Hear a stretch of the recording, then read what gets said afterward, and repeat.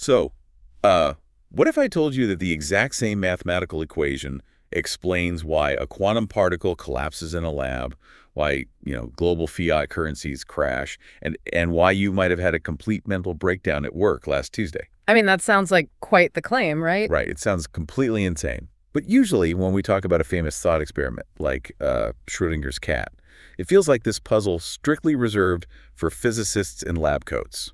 Yeah, totally. You know the setup. A cat is in a box with a radioactive atom and some poison.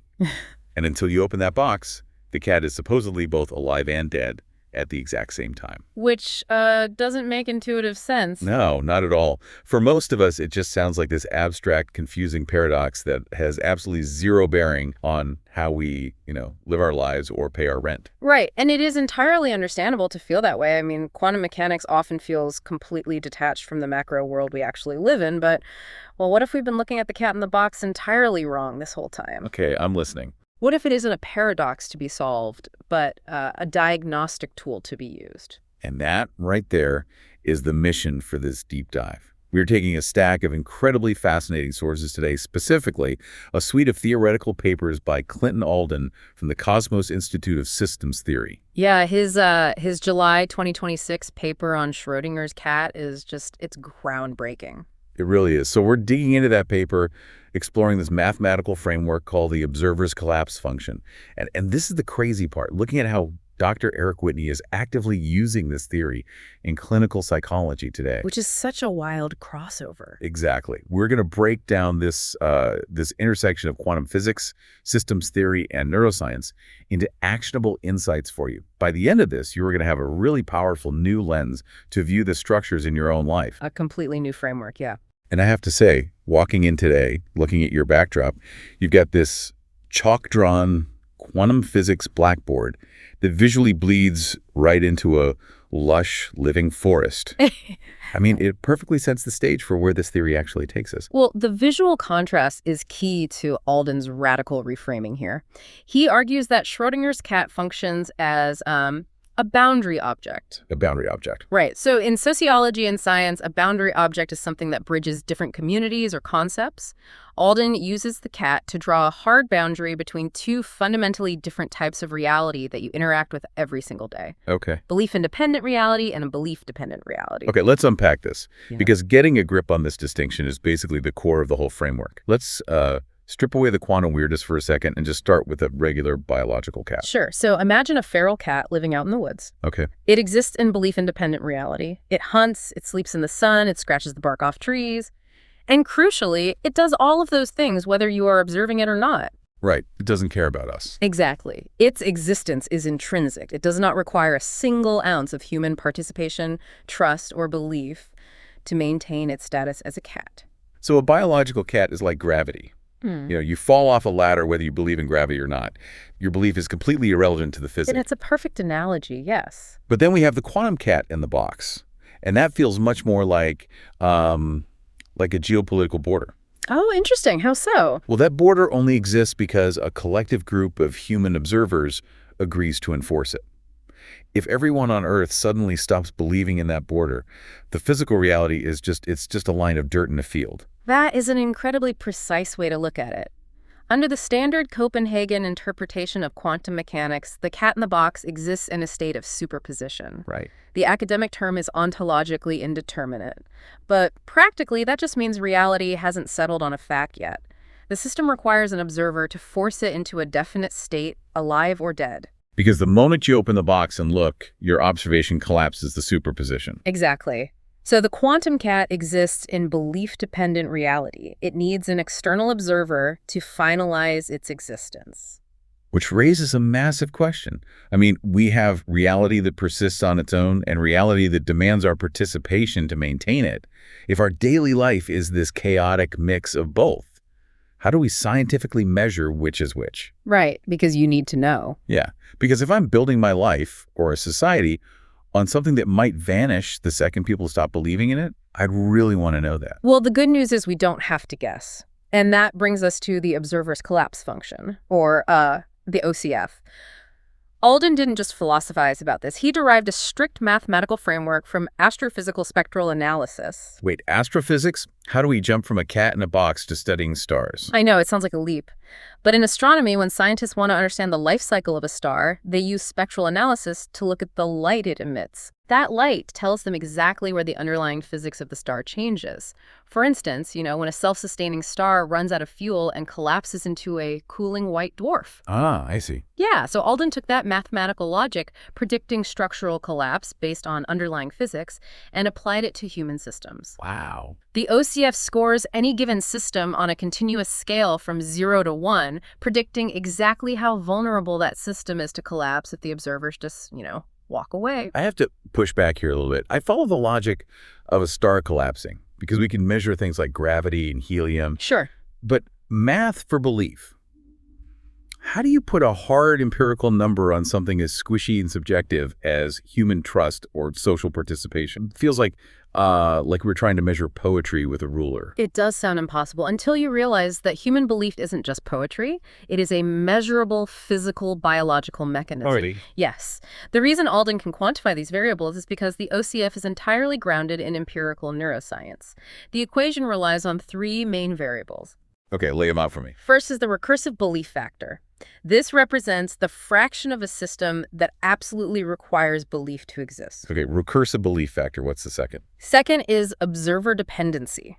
This measures how much active, conscious participation the system demands from its observers. Got it. And finally, intrinsic stability, which basically measures how well the system persists entirely on its own. Okay, let me see if I have this straight. A feral cat in the woods has massive intrinsic stability. It scores near a 0 on this scale because it doesn't need us at all. Correct. But the quantum cat, or our geopolitical border, has incredibly high observer dependency. If we stop looking or stop enforcing it, it collapses. Exactly. But I'm still struggling with how we actually put a number on that dependency. We put a number on it by putting people inside fMRI machines and watching their brains physically burn calories to maintain these systems. We literally burning calories to believe in something. Literally.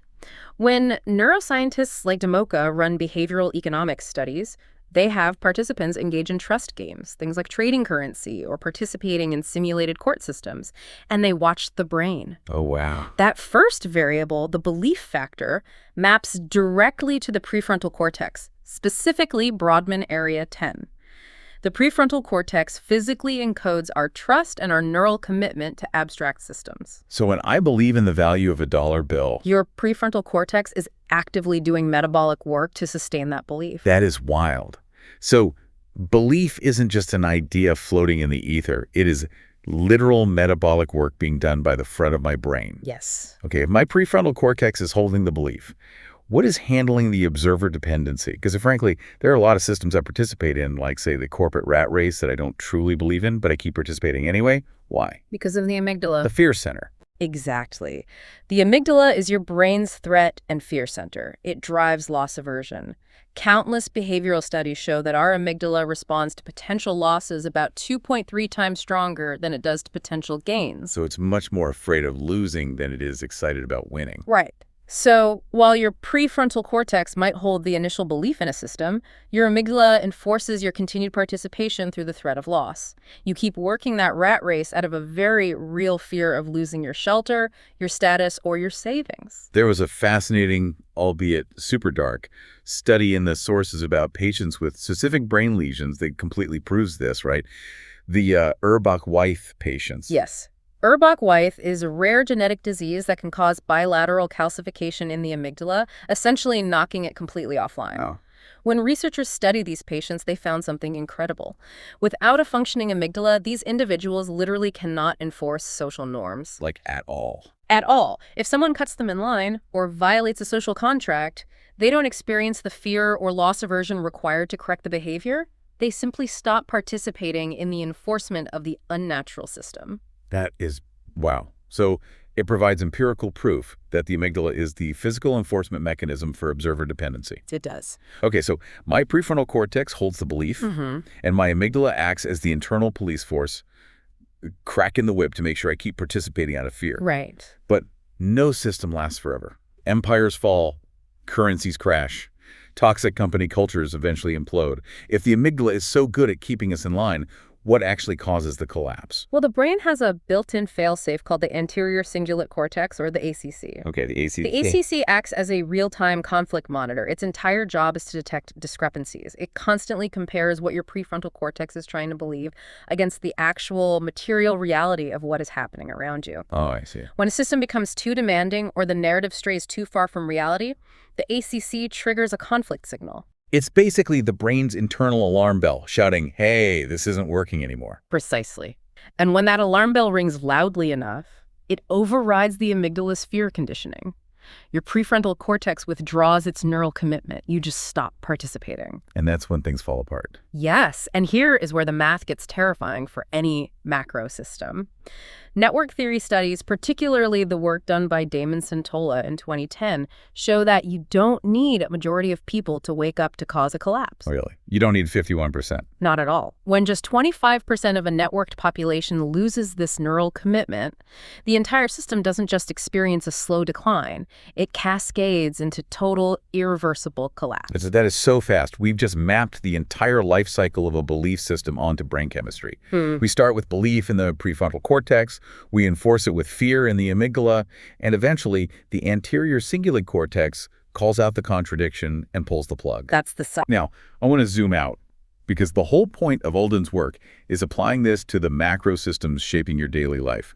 How do we take brain chemistry and apply it to something as massive as the global economy or the environment? To scale this up, Alden utilizes something called the Payne-Sagan synthesis. Which is what exactly? It's a conceptual bridge combining two very different thinkers. You have Thomas Paine, the political philosopher, who wrote extensively about the structural differences between natural human rights and unnatural constructed governments. Okay. And you combine that with Carl Sagan, the astrophysicist, who championed the idea that the same fundamental physical laws apply across all scales of the cosmos, from a microbe all the way to a galaxy. Okay, I like that.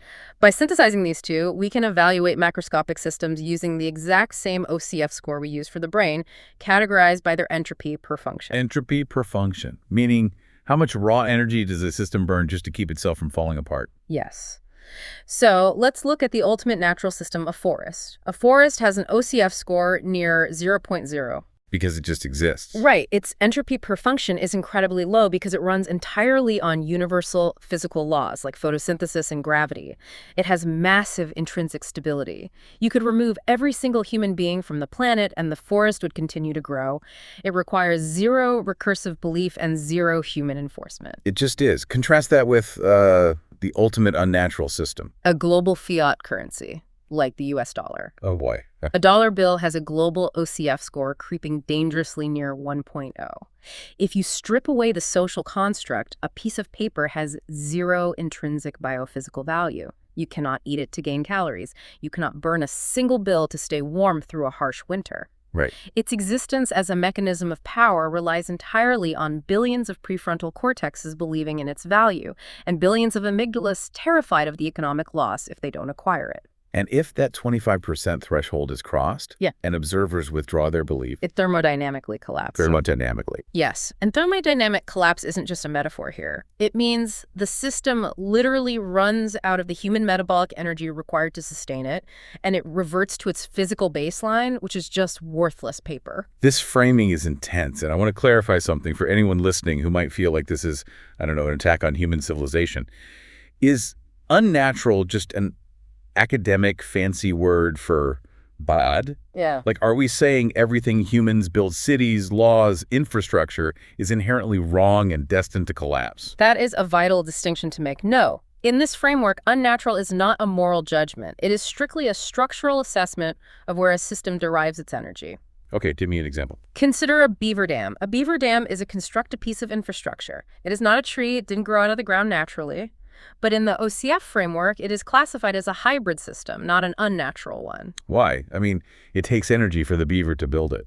It takes initial energy to build, yes, but its architecture aligns perfectly with natural hydrology. Once constructed, it creates a pond that supports the ecosystem, which in turn supports the beaver. Oh, I see. Most importantly, it doesn't require the beaver to sit on the bank and actively believe in the dam to keep the water back. The dam persists because its physical structure cooperates with the laws of physics. It doesn't need a propaganda campaign or an amygdala-driven fear response to hold the sticks together. Exactly the opposite. The danger and the high OCF scores only arise when highly unnatural systems fight against natural patterns. When you build a system that goes against human nature or physical laws, you have to pump immense, continuous human energy into it just to maintain the illusion. Which sounds exhausting. That is exhausting, and it is thermodynamically unsustainable over the long term. If macroscopic unnatural systems require this exhausting, constant enforcement just to avoid collapse, what happens when we accidentally build those unnatural systems inside our own minds? Well, this is where Alden's theoretical physics becomes profoundly personal. Yeah, and it brings us to Dr. Eric Whitney's clinical translation of the OCF. This might be the most striking application of the entire framework. Dr. Whitney is an osteopathic physician and clinical psychologist who recognized that the exact same mathematics governing the collapse of quantum states and fiat currencies, they apply perfectly to individual human psychology. That is a massive aha moment. He took Alden's variables and mapped them directly onto how we construct our own identities. Let's translate those three variables into clinical terms for everyone listening. How does the math of belief apply to your personality? In Dr. Whitney's practice, that first variable, the belief factor, it becomes installation depth. Installation depth, okay. This looks at how deeply an unnatural narrative has been installed in a patient's psyche. This could be a toxic cultural expectation, a rigid family dynamic, or a coping mechanism born from trauma. It is the artificial software you are forcing your brain to run. So the narrative like, I am only valuable if I am outperforming my peers, that is an installation. Exactly. What about the observer dependency? The part that requires active effort. That translates to identity dependency. This is the diagnostic question. How much of your day-to-day identity relies on maintaining this installed pattern? How many calories is your brain burning? How much conscious, exhausting effort does it take just to keep the mask from slipping? And the final variable, intrinsic stability. That becomes design coherence. This measures the strength of your original biological, authentic design. You know, who you are when the doors are closed, when you aren't performing for a boss, a spouse, or society. When we put this all together, the implication is just staggering. An identity or a self-concept that requires constant, exhausting management, where your amygdala is perpetually flooded with cortisol, enforcing your behavior out of a fear of judgment or a loss of status, that is an unnatural installation. Right. It is a high OCF system living inside your head. And this raises the most critical question in therapy: when does a person finally break? Whitney's clinical data provides a mathematical answer. He found that when a patient's enforcement dependency exceeds 0.7 on the scale, there is a 92% correlation with clinical identity collapse under stress. Wait, 92%? You can mathematically predict a nervous breakdown. Because the underlying neurobiology is identical to a macroeconomic collapse.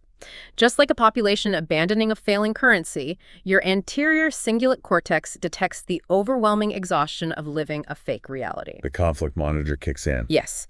It senses the massive energy drain required to maintain an unnatural installation. When the environmental stress gets too high, the ACC triggers a massive conflict signal. Your prefrontal cortex can no longer maintain the belief in the narrative you've been telling yourself. The installed identity fragments. You experience a breakdown.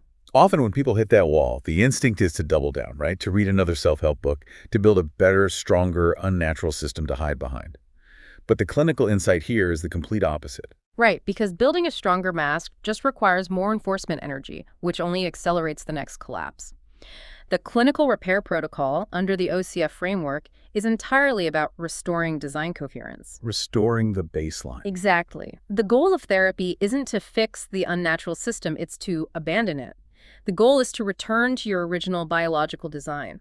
Because just like the feral cat or the ancient forest, your authentic design requires absolutely zero enforcement to exist. You don't have to exhaust yourself managing it because it is structurally congruent with reality. It just is. This is a profound way to look at mental health and honestly at the world. We've covered incredible ground today. We started with Schrödinger's dead and alive quantum cat and realized it wasn't a paradox, but a diagnostic tool showing us the hard boundary of belief-dependent reality. Such a paradigm shift. The reason all of this matters for you as you navigate your day is that you now possess a mental model to identify these fragile, unnatural systems in your own life. Whether you are evaluating a toxic workplace culture, an unsustainable economic policy, or a forced self-image you've been carrying for years, you can apply the OCF. Yeah.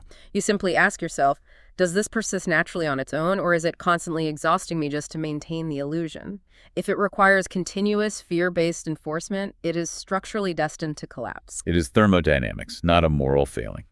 Which leaves us with one final mind-bending twist from the source material that we haven't touched on yet. The Ketz experiment. Yes.